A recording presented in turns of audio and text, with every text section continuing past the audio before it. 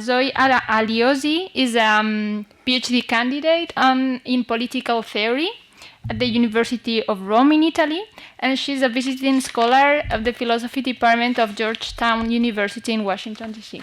Yes. And she's going to present a paper who was, as I said before, initially scheduled for another session in the network on human rights, utopia or reality, and entitled TST, State Terrorism. I think we will discover what this play with the words will mean. Yes. I'm sure of that. Hi, thank you for having us here. Okay, my paper is, as you said, called TST, State Terrorism, and is an attempt to answer the raw philosophical question of TST, state terrorism. TST is the first question that philosophers asked in ancient Greece, and I prefer to use that in order to point out the essence of the concept that I'm trying to analyze. Now, my essay is an analysis of the concept of state terrorism based upon an epistemological discussion in an effort to reformulate the question of terrorism by making the case that state terrorism is the mother phenomenon and root of all forms of terrorism. My ambition is to contribute in our understanding of terrorism by revealing that in the Greek language, which is the language of concepts and philosophy, the term terrorism literally means state terrorism. And it belongs to the same family of words as democracy, aristocracy, autocracy, and so on and so forth, since they share their second synthetic and suffix krasi, a recognition that may have the power to open new ways of viewing the term and phenomenon of terrorism, and according to this thesis, maybe even redefine parts of the whole concept by describing it according to the term's original meaning. Under this logic, terrorism would refer to a form of government and the political system, not just as a criminal act as it is being treated by the international community. A hypothesis that my essay introduces into the philosophical dialogues on terrorism, since it has never before been discussed within these terms. State terrorism is a forbidden term according to legal experts, however, cannot and should not be treated as a sterile term by political theorists and critical thinkers. Now, TST state terrorism, to say a couple of words about that, because I think in philosophy it's very interesting to understand what this is about. As I said, is the first question philosophers asked, and by its expression initiated the creation of philosophy. Is in a way a ticket for a deeper than a what is question, because TST refers to the essence of the subject to be questioned and has been associated with questions of orismos, referring to definition. If you want to take a look at Aristotle's treatment of orismos and of essence and in the politics, it would be interesting to see how he defines the way and how he defines TST. My ambition, as I said, is to look through, yet beyond the empirical positive factual assertions that struggle to depict reality, and into the normative of what should and ought to be, by attempting to contribute to the quest of defining terrorism. Now, in the introduction of the philosophy in a time of terror, which is a book by Giovanna Boradori, claims that philosophy has a crucial contribution to make to the understanding of terrorism.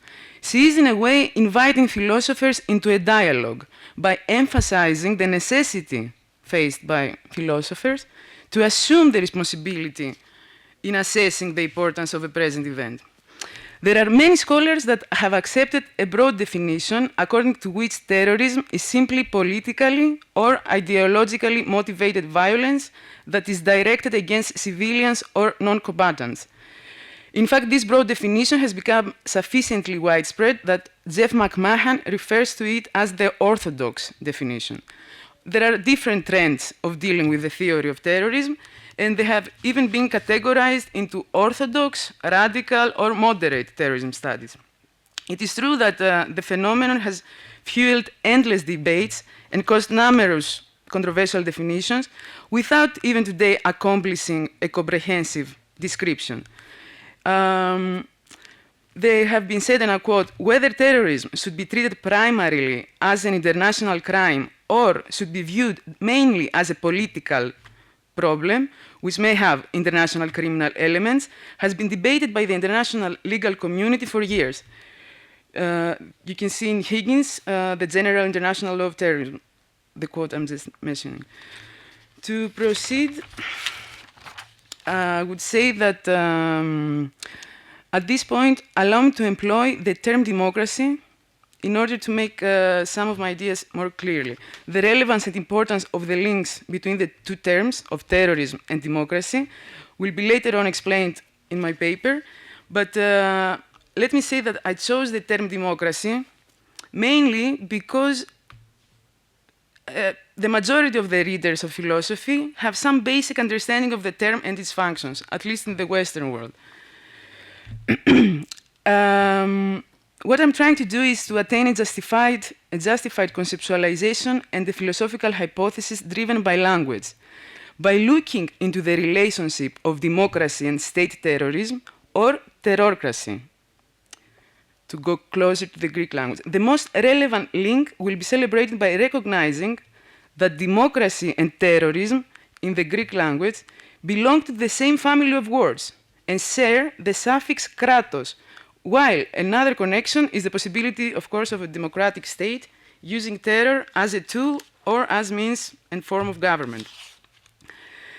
It is also in the purposes of my research the parallel consideration of the hypothesis that state terrorism can take the form of the political system, where, for instance, the governmental power is preserved through the fueling of terror within the population, and examples can be found all around the globe, from United States to Europe to Asia to Israel, and so on and so forth. We can talk about it later in the discussion if you have any questions.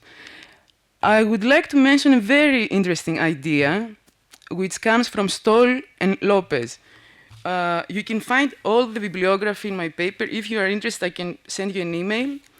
They have argued that terrorism carried out by a state can take an institutionalized form, which has been developed as a product of changes that appeared after World War II. In this line of reasoning, state terrorism takes the form of foreign policy, shaped by the presence and use of weapons of mass destruction, and consequently to the normalization of such violent behavior, which has also led to an increased international toleration and, in a way, a silent legitimation as long as it was employed by states. So we are talking about a legalization of harm, violence, and acts which had earlier been labeled as terroristic and criminal. We have the same actus reus, we have the same acts, all the chain of events are the same, but when at one end you have the state, it's like it's cancelled, the criminal act is cancelled.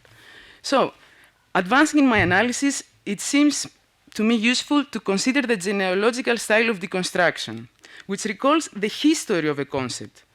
Deconstruction is being used as another method of analysis and examination of the concept of state terrorism.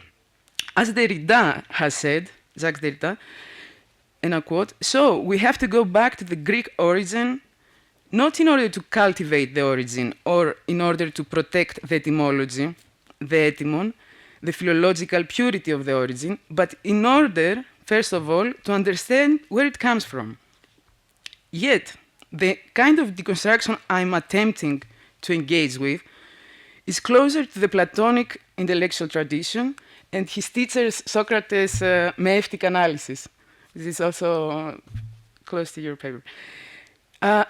So, under this logic, the word democracy derives from the Greek word demokratia, demokratia in Greek, formed from the roots demos, the people, the mob, the many, and kratos, rule, the holder of power.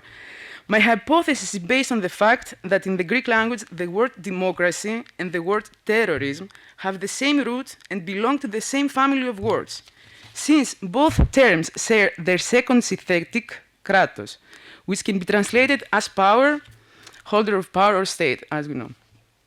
Now, I have to emphasize on the fact that the terms describing political systems in Greece were mainly consisted by the suffix kratos or archi. Aristotle has a long discussion about it in the Politics.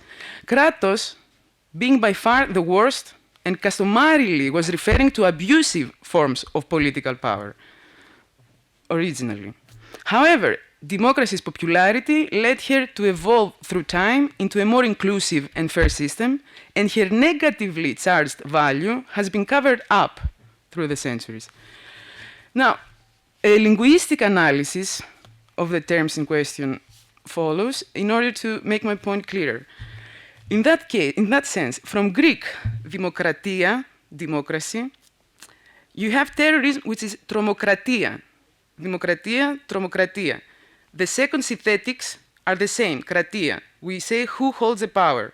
The first synthetic says, you have who has the power in the first, and who and what. So let me follow my paper because it's more precise. In English, they have been transferred as democracy and terrorism. Now, in the modern word terrorism, with tromo translating as terror, from tromokratia, terror, but they have substituted the kratos suffix by the suffix ism. So you have terrorism. Tromokratia terrorism then etymologically means the tromokratia or terrorcracy, in which the holder of power is the kratos, the state, and keeps this power under control through the tool of terror, tromo. We are dealing with a polysynthetic term, which is comprised by two synthetics, from which the first, tromo or terror or demo, signifies the who, like in our case, the terror, and the second synthetic and suffix indicates the what, who and what. Under this logic, if we use an analogy with democracy, we could say that in terrorcracy, terrorism, the people are no more the possessors of power, the controllers of power, but terror is. The difference in the two terms can be found in the first part of the word, the demos in the word demokratia, and the tromo, terror, in the term tromokratia. There is a more into-depth analysis in my paper. I have also kind of created a table where you can see all the way the language has been developed through it. So, to make it more precise, it seems plausible to ask at this point whether a natural transliteration from Greek into Latin with a more accurate representation of the term by preserving, for instance, the originally attributed suffix kratos by the Greeks, since it is important, its importance and the extra value that it attributes to the term cannot be emphasized enough.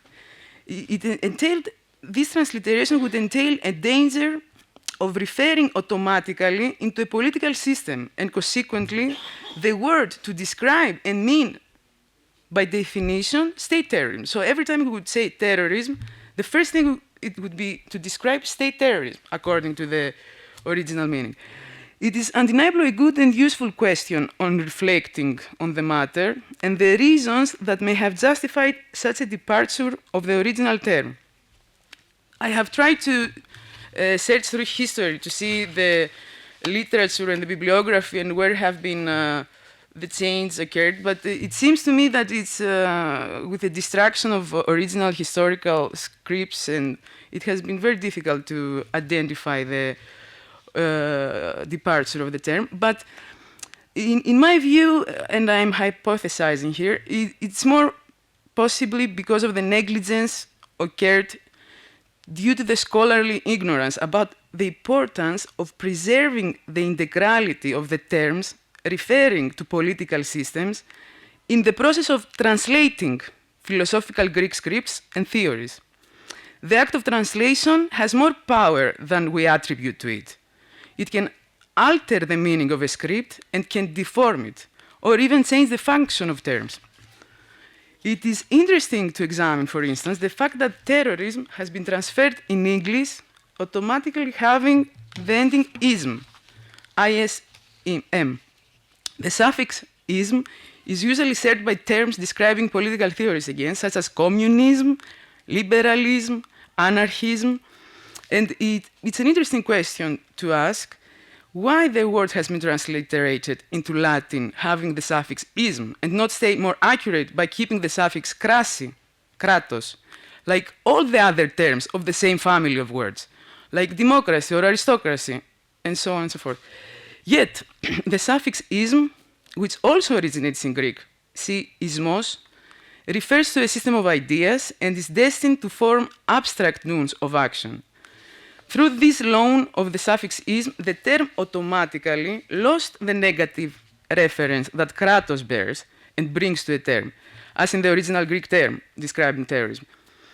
If, for instance, there was a faithful adoption of the word from Greek to Latin, as is the case with all the other words, then the term would be dictating a different understanding of the concept through its terminological formation. I cannot expand on that idea because my paper was, the length of the paper was prescribed, but it can, this question could shape the theme of a follow-up essay. I find important at this point to note that Greek is a polysynthetic language, and a polysynthetic or syntactic language is that in which the greatest number of ideas are comprised in the least numbers of words. This is what likewise law, for instance, is trying to achieve through the legal codification of action, conduct, or ideas into legal terminology. Where law, for instance, ends and language begins is impossible to determine, while the significance of philosophy of language in jurisprudence, which is the philosophy of law, is enormous.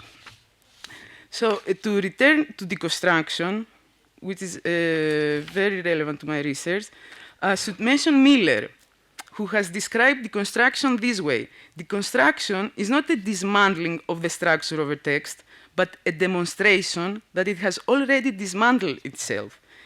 Its apparently solid ground is no rock, it's thin air. And that is what I'm attempting to do in my research. I'm attempting to deconstruct in the most brutal but natural way. I'm exercising deconstruction in its pure and original form by breaking down the construction of language representing a form, a structure, into its raw material and previous beings that were before they were merged to create a new entity into this world, a new word and term, and consequently to form the medium and means of describing a new concept. I'm exercising deconstruction in this way, or I'm, according to Miller, demonstrating that the text has already dismantled itself. Deconstruction is an approach introduced by the French philosopher Jacques Derrida. He also refers to the power of language in the term of logocentrism, a term devised by Claeys in the 1920s and directing the focus on language, since it's a synthetic term comprised by logos in Greek, which mean words, language, and centrism, kendrikos in Greek, which indicate where the central interest and value is, centrism. Derrida has claimed that logocentrism is also to be viewed in Plato, Jean-Jacques Rousseau, Ferdinand de Saussure, and many other philosophers of the Western tradition. But Professor Douzinas came and took logocentrism into a deconstructive term into logonomocentrism, which is also relevant to my reasoning. In the metaphor of logonomocentrism, the claim of the unity of self and others in absolute reason of the law is made. Under the light that logonomocentrism as a theory provides, the logos, words, is again the protagonist, and terms are what is important, and in relation to law. Greek for law, nomo, logo, nomo, centrism, 3 parts. So the necessity to have meaningful words that reflect the whole spectrum of any given phenomenon is in need of a legal regulation is celebrated within this term. The central power is invested in logos, in language, providing another justification for the utility of these papers. Now, I don't know how much time I have. You have time. Oh, perfect. Nevertheless, to proceed, it is claimed in the majority of terrorism literature that the first documented reference on terrorism comes from the reigns of terror on 1793, when the Jacobins cited this precedent by imposing a reign of terror in the French Revolution. Although, in that case, even in that case, a government imposed the terror in a form of state terrorism, still, this precedent has meant for the modern academia to mean terrorism perpetrated by non-state actors. My reading of terrorism is based on the fact that the term was in existence centuries before, in ancient Greece, enjoying its existence next to political constructions such as democracy. Aristotle, for example, criticized the use of terror by tyrants against their subject. Contra to the accepted bibliographical of the reigns of terror of 1793, which is 200, 300 years ago. I'm talking about terrorism being in existence in the 5th century before Christ. And so, terrorism is as old as the existence of the organized state. And this is mainly my thesis. Or, as the ancient Greeks have named it, kratos, the state. They named it kratos. For example, in the Greek mythology, originating more than 3,000 years ago, the kratos was depicted as a person with sisters, the violence, and the victory. This myth, demonstrates the strong connection of the state with the violence and fear, and the well-established understanding of such a connection by its representation in mythology. Allow me to say that mythology for the Greeks were a way of educating the people, so it entailed teachings and deeper truths. So to see that they have depicted it and described it through mythology, it means that they have already they had an organized thought about that. So, for instance, in ancient Athens, a well-known terroristic attack would be the cut of the Hermon, dating before the 5th century BC. This is my translation from Αποκοπής των Ερμών, and it means that they were cutting off the statues of Hermes. It was the god of the messenger of God, which was all around Athens, and people would be afraid by seeing that they have destroyed their statues and all that. So we have even examples of terrorism by the governmental actors. So, for instance, the ancient Greeks were explicitly saying, control the people through their fear of the divine and the rage of the gods. Fear was always in their reasoning, in governmental and power-possessing techniques. A belief and a statement that can be found in ancient drama, in tragedies, in philosophical writings, in poems, dating as back as our recorded history does, and demonstrating the instrumentalization of fear for the purpose of controlling a population and achieving further political goals. Now, controlling a population and achieving further political goals. If that sentence does not ring a bell, allow me to draw your attention to the orthodox terrorism theory and its definition and attempt, which is the same, almost the same. Uh, Now, one way to start this new understanding of the term could be to view the term from an etymon point of view, to return back to the original thesis. Etymologically, then, the term terrorcracy would refer to a form of government by terror. In other words, what we today say state terrorism. In this line of reasoning, terrorism is a political system and a form of government, and the terror holds the power, crazy. There is an undeniable necessity to engage in further dialectic examination and analysis of the above assumptions, and this essay aspires to fuel the initiation of these dialogues. To close up, logically then, since the two terms, democracy and terrorcracy, which means terrorism, are being constructed by the same roots, the same raw material, then they were both originally constructed and destined to describe political systems or forms of government. It is a time to put an end to this confusion and illuminating the original meaning and purpose of politically fueled language constructions.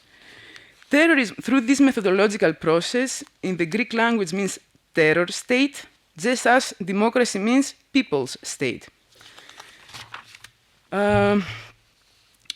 It is also equally important to recognize that criminal law, because my research is mainly philosophical but has international laws elements, is also, and human rights of course, is also equally important to recognize that has the capacity, I'm talking about criminal law, the capacity and tools to deal with all the different actus reus that a terrorist may employ to achieve her ends. This is the main objection by scholars and practitioners of international law, since they argue that we don't really need a new crime referring to state terrorism, given that whatever the criminal act, there is an equivalent law to render it punishable. However, there is a legal detail, according to, I'm trying to answer back to the scholars, and I'm saying that there is a legal detail that makes a difference. And that is the weight of a crime classified as terroristic is automatically significantly increased, its weight. Its immorality and severity reflects even in the practical terms of sentencing and punishment. Similarly important is the fact that the international legislation has been working overtime into creating a better organized justice system to deal with these crimes more efficiently. Also, the fact that making a case in a court of law, as soon as the term terrorism can stand in front of a judge, then we have automatically the initiation of a procedure with a number of legal doors opening simultaneously for the better, faster, and more effective functioning of the legal process and system.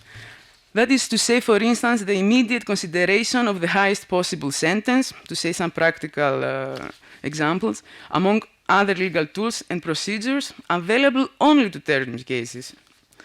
Not to mention the negative side of that coin, through this overproduction of legal tools, which led to grievous violations of human rights, secret prisons, illegal secret extraditions, and unconstitutional custodial procedures that have mainly damaged any justice system that have adopted them.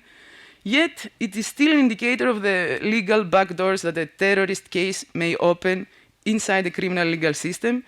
And for instance, an illustrating example of the negative side of these legal doors is the manifestation through Guantanamo prisons and the secret prisons in international waters and among a lot of others. So it seems to me that if we successfully manage to recover the meaning of terrorism, the well-accepted statement that historically terrorism has been the tactic of the weak against the strong can be proven to be deceptive. And what I'm trying to say is that historically terrorism was referring to state terrorism. So I can go on, but I'll try to close up. I want to mention for international legal experts here that maybe they're interested, that there are some cases that state terrorism has been treated by international law, but has not yet enjoyed a universal applicability. For instance, in the Arab Convention on Terrorism, yes, the Arab Convention on Terrorism, which states that in Article 3, contracting states undertake not to organize, finance, or commit terrorist acts, or to be accessories thereto in any manner whatsoever. We have the resolution of the United Nations 1373, which treats the terrorism, but it treats the state-supported terrorism. It has been a huge denial through the international international lawmaking organs to treat state terrorism. They have treated it as a invalid term, as in non-existent, as a paradox, although there are cases of international law that accepted it. But still, it does not accept a universal applicability if the United Nations don't make the first step to treat it and to put it on the table of discussing terrorism and state terrorism. Noam Chomsky, for instance, and Herman said that the distinction between state and non-state terror is morally relativist and distracts from or justifies state terrorism perpetrated by favored states, typically those of wealthy and developed nations. Chomsky, for instance, has described low-intensity warfare as state terrorism and writes, the United States is officially committed to what is called low-intensity warfare.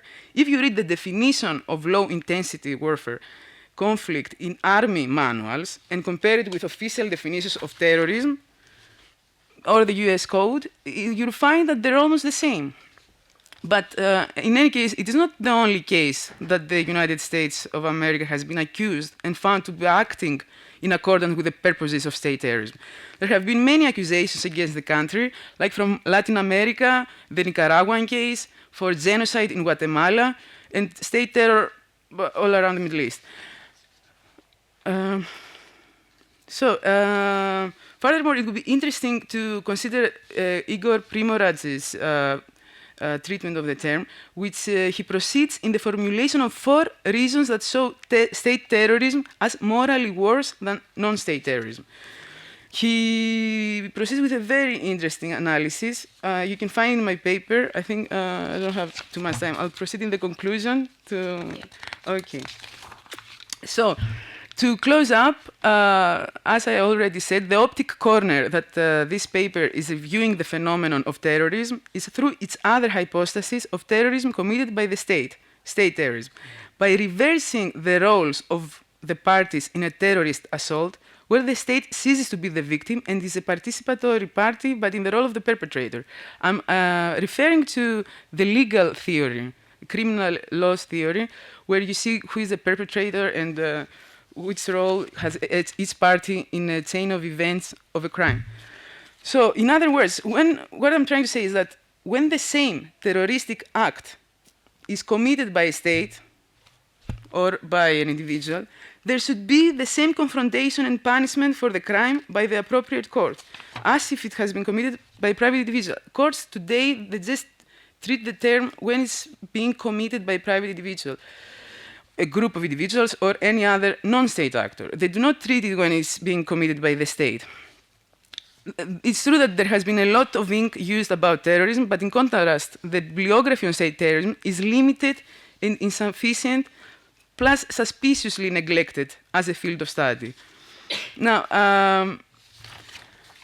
apart from the significance of history and the past in my research, I should note that there is an importance of the future. To come closer to human rights, for instance, I have this link, the future that is connected to the prevention of human rights violations. There is this theory that says we can foresee and prevent human rights violations, a prevention that can be an important instrument and could have effect on the future.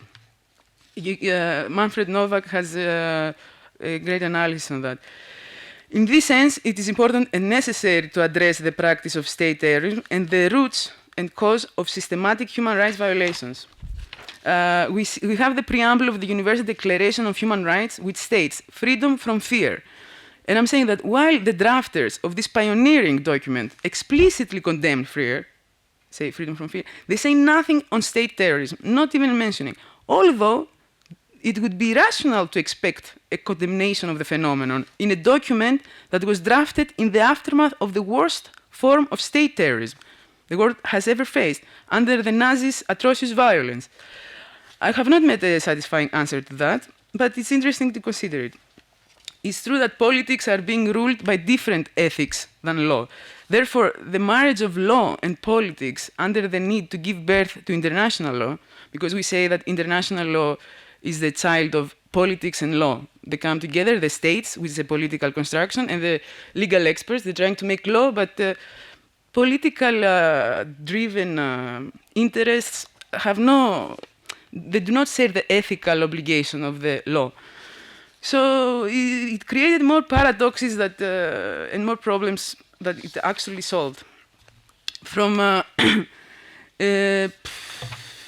under this logic, and I'm closing up, one should be able to claim that the establishment of a proven act of terrorism committed by a state actor ought to formulate state terrorism, while trampling over the curtain of immunity and impunity of the perpetrators that most political leaders hide behind, whilst the possibility to bring a case in a court in order for justice to be restored should always be available. And that's the thesis and the drive behind my research.